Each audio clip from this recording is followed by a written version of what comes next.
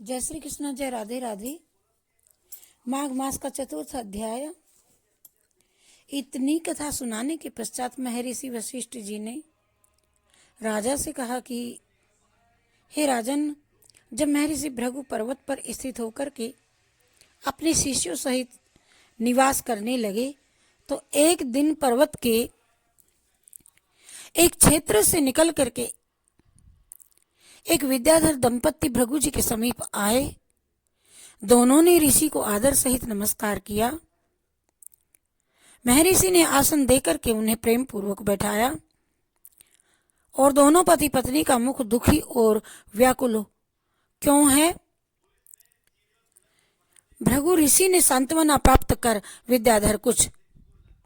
भृगु ऋषि जी से सांत्वना प्राप्त कर विद्याधर प्रकृति स्थिर हुआ बोला कि हे महर्षि, मैं तो स्वयं इसी भाव से आया हूं कि आप मेरा दुख सुनकर के उसके निवारण का मार्ग बताएं।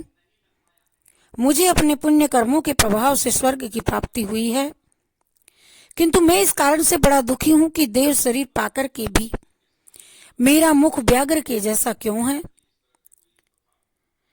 पता नहीं मेरे किस अज्ञात पाप कर्म के कारण मुझे व्याघ्र की मुख आकृति प्राप्त हुई है। विद्याधर ने आगे कहा कि मेरे साथ आई हुई रूपवती स्त्री मेरी ये पत्नी है और ये संगीत गायन तथा वादन में अत्यंत निपुण है।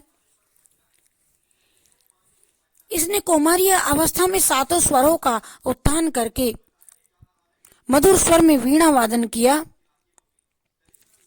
और इसके वीणा वादन की मुग्धकारी मनोहरता ने गायन कला तथा वीणा वादन की विशेषज्ञ देव ऋषि नारद को बड़ा प्रभावित किया और नारद जी प्रसन्न हो गए। उस समय वीणा वादन के साथ ही इसके शरीर का अंग प्रत्यंग लय पर थिरक रहा था और इसके वीणा वादन की पंचम ध्वनि सुनकर के भगवान शंकर को भी रोमांच हो गया और वे भी मुग्ध होकर के शीश हिलाने लगे। हे ऋषि श्रेष्ठ, मैं आपसे सत्य कह रहा हूं कि शील, स्वभाव, चरित्र, गुणों तथा सौंदर्य और यौवन की दृष्टि से मेरी पत्नी अद्वितीय है और इसके जैसी विशेषताओं से युक्त स्वर्ग में भी कोई अन्य युवती नहीं है। हे ब्रह्म ऋषि, मुझे यही दुख खाई जा रहा है कि ऐसी अद्वितीय सुंदरी का पति मैं कैसा कुरूप हूं। मैं इसी कुरूपता के दुख की अग्नि में दिन रात जलता रहता हूं। मैं दुखी होकर के आत्महत्या तक करने की सोचता हूं, किंतु धर्म भय से रुक जाता हूं। हे प्रभु, मैं किस पाप के कारण दिव्य शरीरधारी होकर के भी कुरूप हूं? कैसे मेरा दुख दूर होगा? कैसे मुझे अपने पूर्व की सुंदर मुखाकृति प्राप्त होवेगी? क्या मैं सौंदर्य प्राप्त कर अपनी सहधर्मिणी के साथ में शेष जीवन सुख से व्यतीत कर सकूंगा? हे ऋषि श्रेष्ठ, कृपया मेरी इन शंकाओं का समाधान करके मेरा दुख हरण करने की कृपा करें। विद्याधर के ऐसे आर्त वचन सुन करके त्रिकालदर्शी दिव्य दृष्टिधारी महर्षि भृगु ने विद्याधर को सांत्वना दे करके आश्वस्त करते हुए हंस करके कहा, हे श्रेष्ठ ज्ञानी विद्याधर, अपने कर्मों के विचित्र फल को पा करके केवल अज्ञानी ही ग्रस्त होते हैं। ज्ञानी व्यक्तियों को शौक नहीं होता। अपने शौक और मोह का तुम ज्ञान द्वारा विजय प्राप्त कर सांत्वना धारण करो। अनेकों बार मनुष्य विधि के विधान को महत्व न देकर के ऐसे ऐसे कर्म कर डालता है कि उचित कार्य होकर भी विधि विधान सहित न किए जाने के कारण दारुण दुख का कारण बनते हैं। इस प्रकार सुफल के स्थान पर कुफल प्राप्त होता है।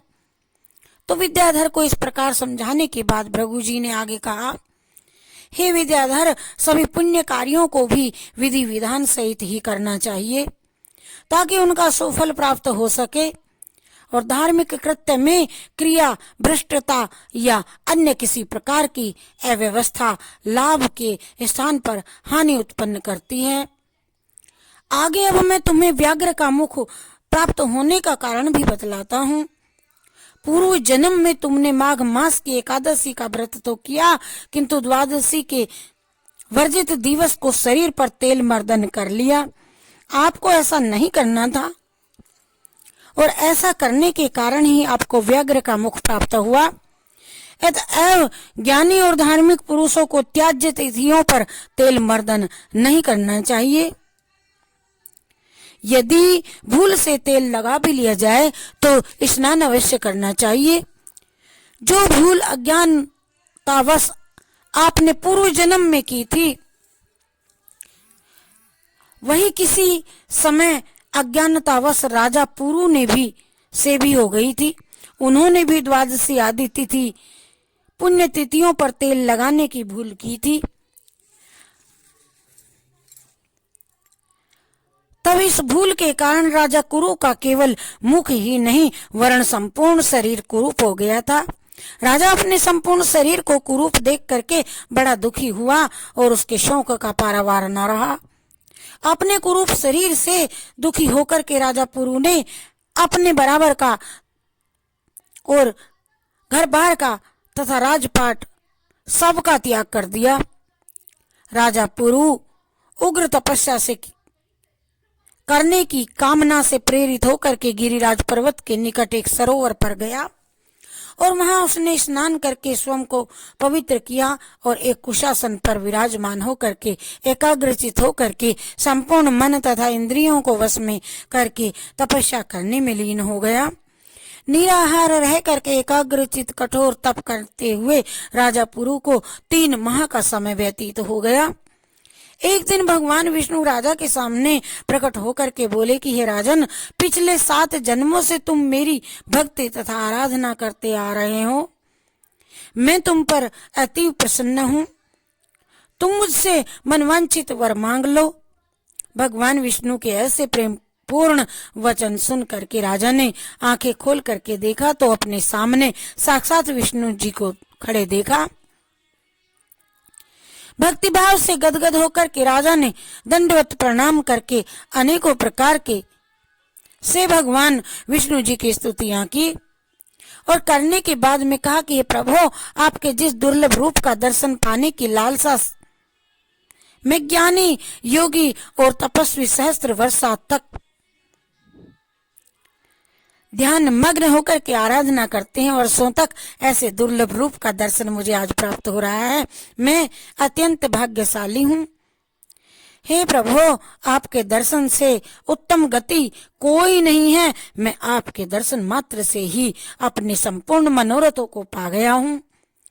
मुझे अब अपनी कुरूपता का भी कोई दुख नहीं है। हे प्रभु, यदि आप मुझ पर प्रसन्न हैं तो मुझे यही वरदान दीजिए कि मेरे हृदय में आपकी अनुपम भक्ति सदैव बनी रहे तथा मैं क्रोध, लोभ, मोह इत्यादि सांसारिक विकारों से युक्त बना रहूं। राजा पुरु के ऐसे भक्ति भाव भरे वचन सुन करके विष्णु भगवान बड़े प्रसन्न हुए और उन्होंने एवं वस्तु कह करके राजा के ऊपर अपने शंख का जल छिड़का। शंख का जल शरीर पर पड़ते ही राजा का शरीर स्वर्ण के समान कांतिवान हो गया और भगवान विष्णु की कृपा से धन्य होकर के राजा अपने राज्य को लौट आया और भक्ति पूर्वक भगवान विष्णु की आराधना करते हुए निष्कंटक राज करने लगा। महर्षि भृगु जी ने ये कथा सुनाने के बाद में कहा कि ये विद्याधर, कर्मों की गति को जान करके आपको दुखी नहीं होना चाहिए। यदि तुम अपनी कुरूपता का निवारण चाहते हो तो तत्काल मेरे कथनानुसार अब ही प्रारंभ होने वाले इस माघ मास में मणिकूट पर्वत पर स्थित नदी के तट पर जाओ और वहां भगवान विष्णु का ध्यान करके नदी पर स्नान करो। नदी में जा करके, और इससे तुम्हारे पूर्व जन्म के पाप सभी नष्ट हो जाएंगे। और मणिकूट नदी के आसपास सिद्ध पुरुषों का तथा देवताओं का निवास है। तुम भाग्यशाली हो। आज से ठीक 5 दिन पश्चात माघ मास प्रारंभ होने वाला है। अतएव श्रद्धा और भक्ति से युक्त होकर के तुम माघ मास स्नान करो। माघ स्नान की विधि इस प्रकार से है। पौष शुक्ला एकादशी के दिन से स्नान प्रारंभ करना चाहिए। भूमि पर शयन करें और 1 माह तक निराहार व्रत का पालन करते हुए तीनों कालों में स्नान करते रहना चाहिए। मन को एकाग्र करके पूर्ण इंद्रिय निग्रह करते हुए सभी प्रकार के भोगों को त्याग करके माघ शुक्ल एकादशी तक तीनों कालों में भगवान विष्णु का पूजन करना चाहिए। इस प्रकार मनसा वाचा कर्मणा स्वयं को विष्णु भगवान में लीन कर जो मनुष्य पूरे माघ मास स्नान करता है, श्रद्धानुसार दान करता है और माघ मास का श्रवण करता है, वह संपूर्ण सांसारिक सुखों को भोग करके यश और कीर्ति को प्राप्त कर अंत में स्वर्ग को प्राप्त करता है। अतएव समस्त सांसारिक सुखों की कामना करने वाले तथा स्वर्ग की कामना करने वालों को माघ मास स्नान तथा महात्म श्रवण में अवश्य ध्यान लगाना चाहिए। माघ स्नान के फल से मनुष्य की विपत्तियों तथा सभी प्रकार के पापों का नाश हो जाता है।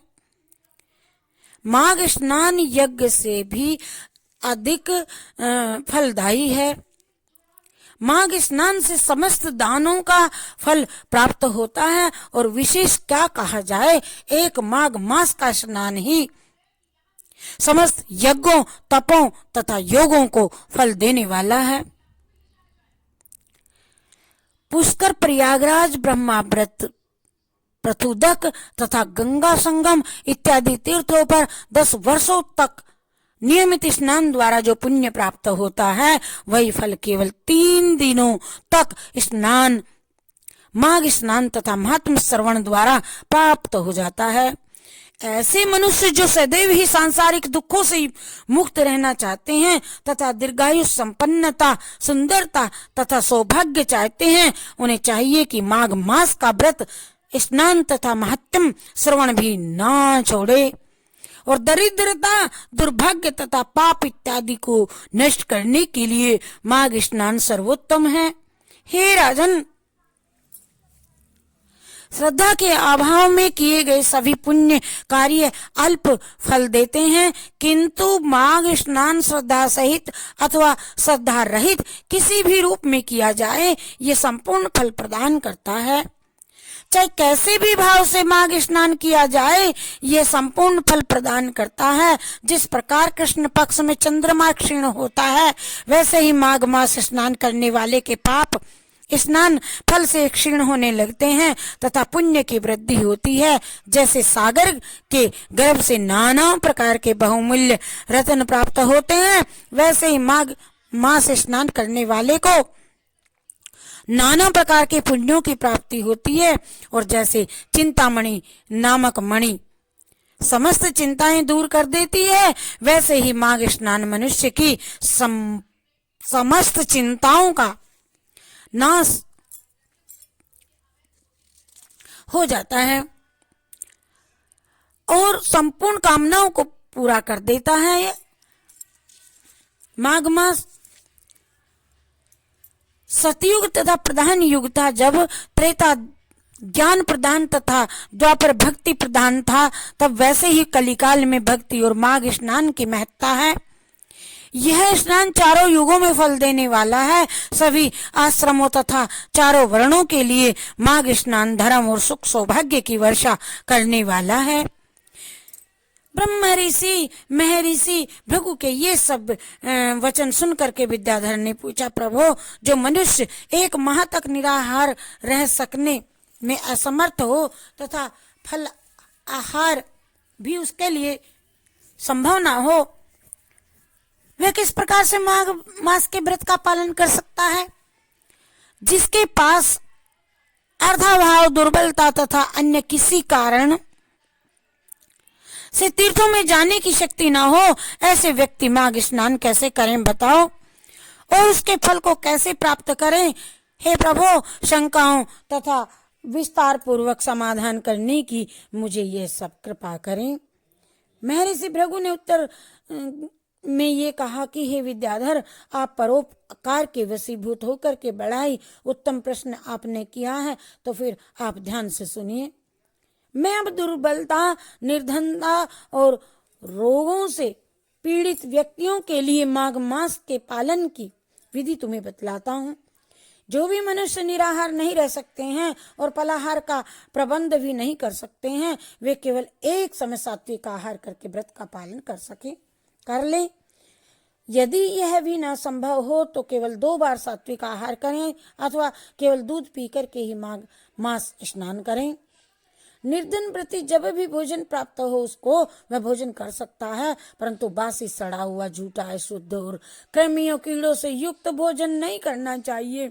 इसी प्रकार कामोपदीपन द्वारा अजीर्ण उत्पन्न करने वाले भोजन को भी नहीं करना चाहिए और व्रती मनुष्य को सादा, सुपाच्य, सात्विक एवं शुद्ध भोजन करना चाहिए। वे मनुष्य जो किसी कारणवश माघ स्नान के लिए तीर्थों में नहीं जा सकते हैं, सूर्योदय के पूर्व से यह त्याग करके और नित्य कर्म से निवृत्त होकर के भगवान का भजन करते हुए नगर के बाहर किसी सरिता, सरोवर, झरना, कूप अथवा तालाब पर जाकर के स्नान करें। रोगवश या अन्य किसी कारण से जो ऐसा करने में भी असमर्थ हैं, वे घर पर ही गर्म जल से स्नान कर सकते हैं। इसके साथ ही प्रत्येक माघ स्नानार्थी का कर्तव्य यह है कि पर स्त्री गमन, मांस, मदिरा, भक्षण, चोरी, चुगली, झूठ, पर निंदा, हिंसा इत्यादि पापों से वे सदैव दूर रहें। माघ मास में दान अवश्य करना चाहिए, साथ ही भगवत भक्ति तथा कीर्तन इत्यादि में लीन रहना चाहिए। ऐसे भगवत भक्त माघ स्नानार्थी संपूर्ण सुखों को प्राप्त करते हैं, किंतु ऐसे पातकी जो तीर्थों में जाकर के भी व्यभिचार, ठगी, निंदा, चोरी, लूट तथा हिंसा में लिप्त रहते हैं, अनेकों कष्टों को भोग करके नरक की असह्य यंत्रणाएं भोगते हैं। और महर्षि भृगु आगे बोले कि हे विद्याधर, तीर्थ स्थानों में जा करके छोटे से छोटे पाप से भी बचना चाहिए। तीर्थ स्थानों पर किए गए पाप भयानक, दुखदायी और विनाशकारी होते हैं।